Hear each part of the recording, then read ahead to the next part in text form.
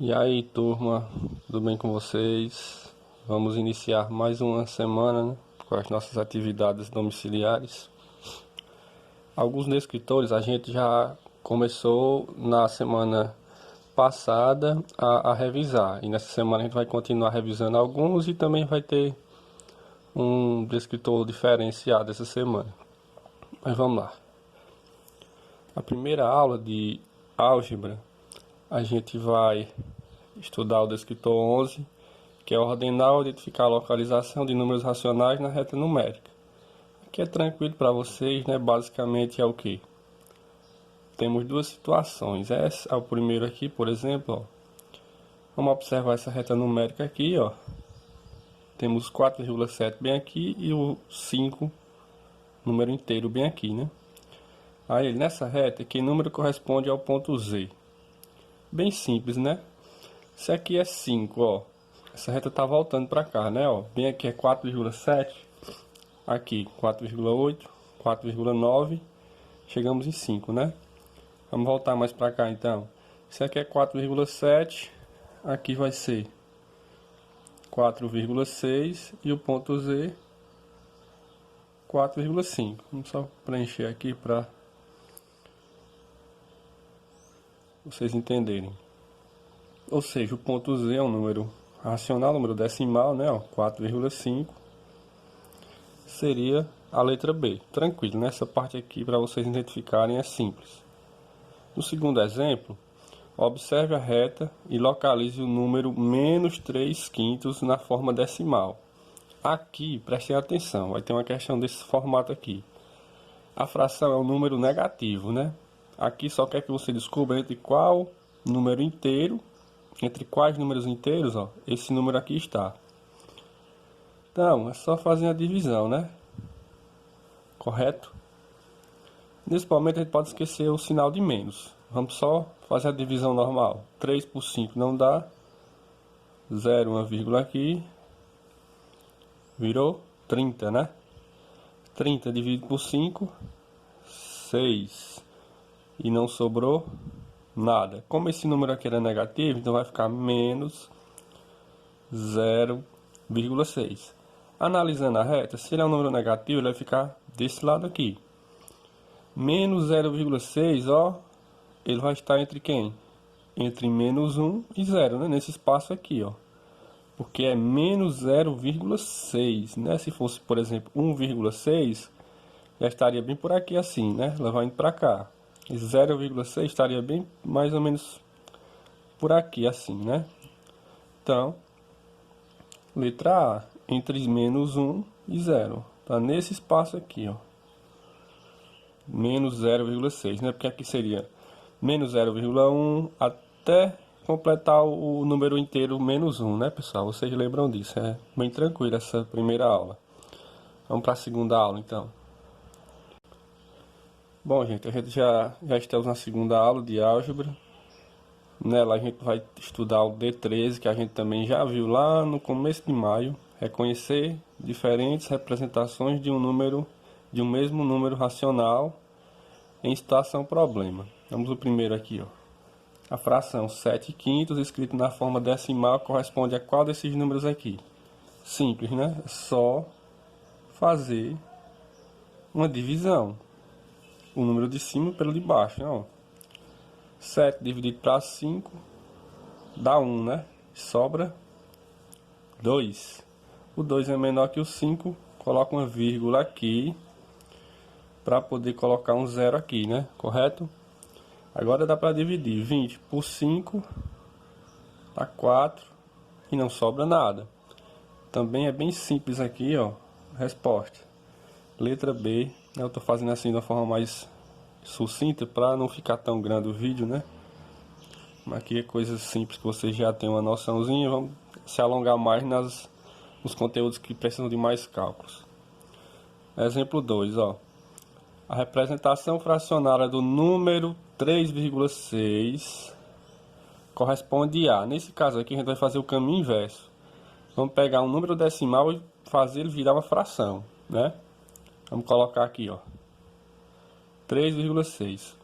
Vamos relembrar como é que a gente faz. Primeiro,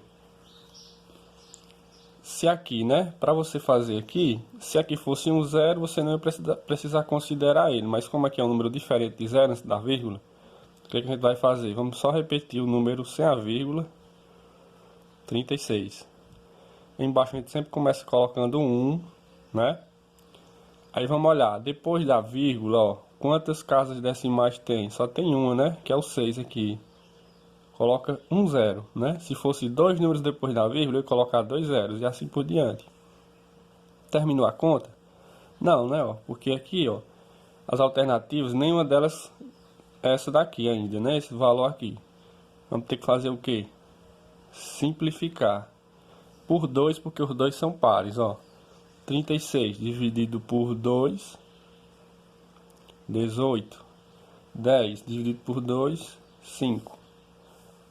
Tem como eu simplificar ainda? Não tem. Aqui é a resposta. O 18 só dá para dividir por ele, por 1 e por 6, né? E por 9 também. E o 5 é um número ímpar, só dá por ele e ainda mais é primo, né? É por ele e por 1. Então, letra A. Vamos para a próxima aula. Gente, a terceira aula a gente já vai abordar a geometria, o descritor 69, que é resolver problemas envolvendo noções de volume. Basicamente é paralelepípedo e o cilindro, né? Aqui tem uma diferençazinha porque são números decimais e aqui está em pi centímetros cúbicos, que eu vou já explicar o que é. Do paralelepípedo, a fórmula é volume igual comprimento vezes largura vezes altura, né? Volume vai ser igual comprimento, ó, 4,2 vezes a largura 3,5 vezes a altura, que é 3, né, ó. Então vamos lá. 4, vamos pegar primeiro, ó, 4,2 vezes 3,5. Vamos fazer a continha aqui, ó, bem rapidão para ficar mais objetivo aqui o vídeo, tá, pessoal? Só multiplicar normal, ó, tá? Que a gente vai somar 7, 4, 1. Na multiplicação, quando tem número decimal aqui, ó, tem dois números após a vírgula, então a vírgula tem que ficar aqui no resultado, deixando também dois números depois dela, ó, duas casas, né? Mas ainda não é a resposta final, ó. O que eu fiz aqui, eu só multipliquei esses dois primeiro, ó. Ficou 14,70 vezes 3. Agora vamos pegar o 14,70 vezes 3, né? Que é um número inteiro. 0, 21 vai 2, 12, 14 vai 1, 3 vezes 1, 3 mais 1, 4. Dois números aqui após a vírgula. Faça isso aqui também. Então ficou 44,10 centímetros cúbicos. Tranquilo até aí, né, pessoal? Agora eu quero que vocês prestem atenção nesse exemplo aqui do cilindro, porque tem uma questão nesse formato, na atividade. Ele quer saber o volume desse cilindro aqui, né? A fórmula π vezes raio ao quadrado vezes a altura, né? Fórmulazinha mágica que a gente não pode esquecer. Como o exemplo aqui não diz o valor de π, a gente vai considerar 3,14 vezes, vamos lá, o raio, ó. Aqui a distância está entre o centro aqui da base até a borda, né? Então, aqui, pessoal, já está o raio, né? O diâmetro é se fosse dividir a circunferência aqui, a base de uma ponta a outra. Mas como está do centro à borda, já temos o raio, que é o quadrado, né? E o h, que é a altura, que é 10, certo? Então vamos lá. 3,14, 2 ao quadrado é 4 vezes 10, né? Volume vai ser igual, vamos deixar o número decimal por último. 4 vezes 10 dá 40, né? Então, vamos lá. Agora a gente vai ter que fazer o que? Essa multiplicaçãozinha aqui, pessoal, ó. Vamos pegar 3,14 vezes 40. Eu vou fazer aqui no canto. Vou botar o 3,14 aqui e o 40 embaixo, certo? Todo número multiplicado por 0 é 0. 4 vezes 4, 16, vai 1. 4 vezes 1, 4, mais 1, 5. 4 vezes 3, 12. Agora, vamos só somar, né? No caso, repetir aqui. Dois números após a vírgula. Vamos deixar 2 também aqui após a vírgula, né? Ficou 125,60. Prestem atenção aqui, pessoal, ó. Isso aqui está em centímetros cúbicos. Só que as alternativas estão em pi centímetro cúbico. Eu digo, professor, não tem essa resposta. Não. Por quê? O que você vai ter que fazer, ó? Olha essa dica. Quando as questões de volume vierem a resposta em pi centímetro cúbico, o que você vai fazer? O resultado aqui, ó, você vai dividir por pi, porque é pi centímetro cúbico. Então você vai fazer o que, ó? 125,60 dividido por pi.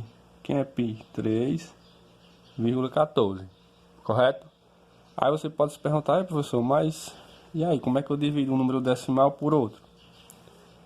É bem simples, pessoal. Aqui você não vai ter nem que fazer nenhuma alteração, ó. Para você eliminar a vírgula, você vai ter que ter a mesma quantidade de números após ela nos dois aqui. Aqui tem 2, aqui tem 2. Então, só por isso aqui eu já posso eliminar a vírgula, fazer de conta que ela não está aí. Certo?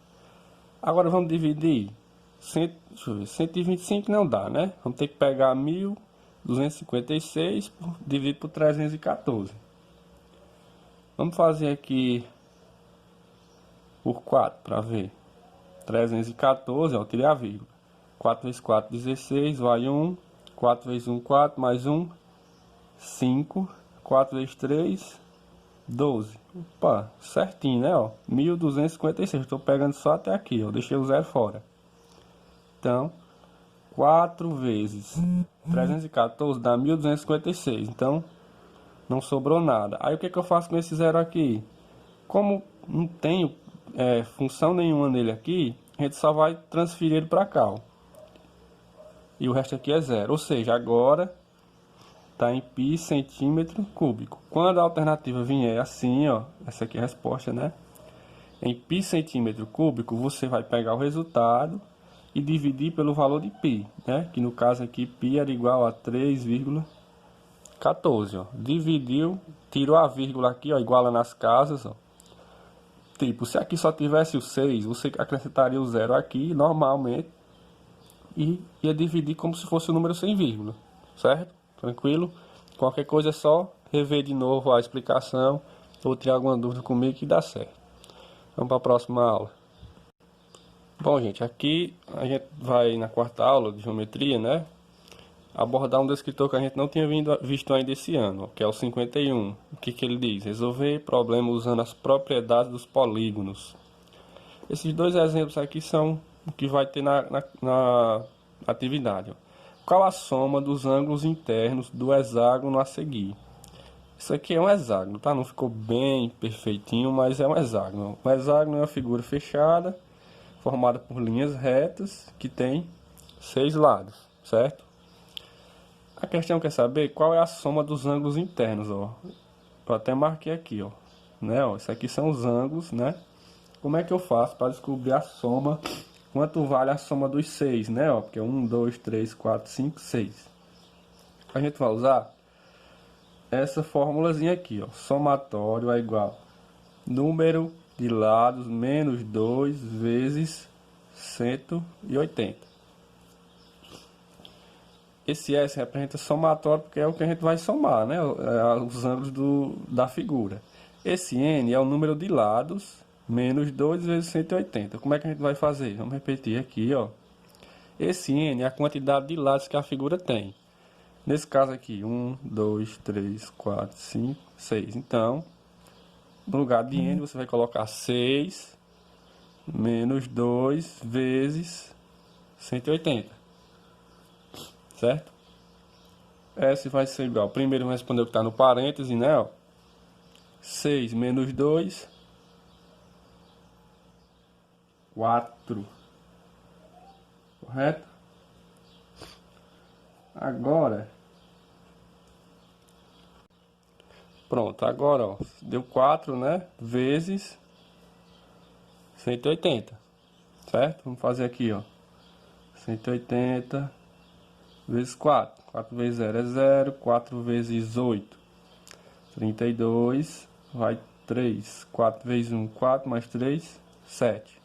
Então, a soma dos 6 ângulos do hexágono é igual a 720 graus, certo? Aí, para você saber quanto vale cada um separado, é só dividir, nesse caso aqui, por 6, certo? Se fossem 5 lados, eu ia dividir por 5, para saber quanto vale cada um dos ângulos, tá? Mas, tranquilo aqui, você sabendo essa formulazinha aqui, você desenrola primeiro a soma de todos, e depois, para saber quanto vale cada um, é só pegar o resultado e dividir pela quantidade de lados. Vamos para o segundo exemplo aqui, ó, que isso aqui também é interessante, vai ter também, obviamente, na atividade, ó.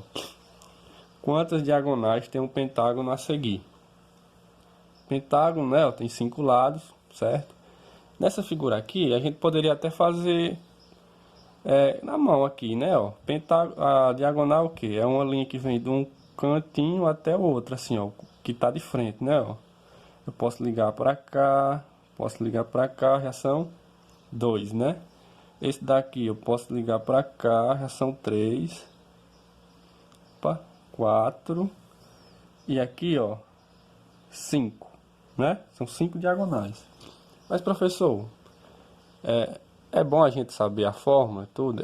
Obviamente que sim, porque aqui é um pentágono, uma figura menor, dá para você traçar, né, todas as diagonais. Mas aí vai que você esquece de algum, ou pega uma figura com uma maior quantidade de lados, né? Porque o pentágono é porque ele tem 5 lados.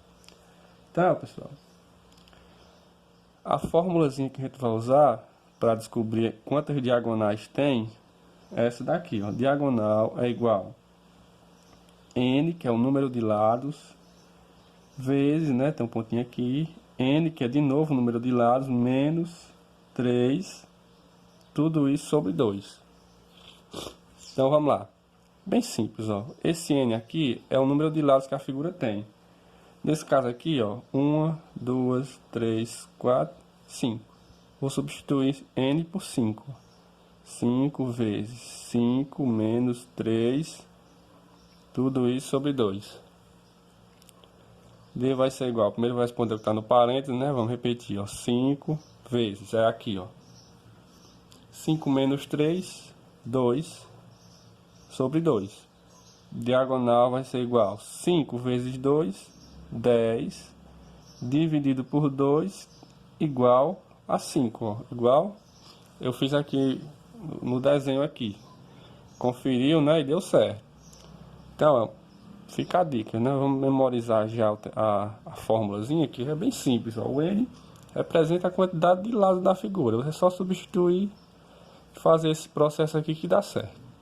Vamos para a última aula aqui. Bom, pessoal, essa semana temos estatística e probabilidade, né? Estatística e probabilidade, quinta aula, descritor 77. Ele apareceu de novo, né? A gente já estudou ele, tá com as 2 semanas, na verdade. Que é resolver problemas usando a média aritmética. Exemplo aqui, ó. Em uma empresa existem 5 faixas salariais divididas de acordo com a tabela a seguir. Grupos A, B, C, D e E, e aqui os salários. Ó. O grupo A, 1.500, o grupo B, 1.200, o grupo C, R$ 1.000, o grupo D, R$ 800, o grupo E, R$ 500.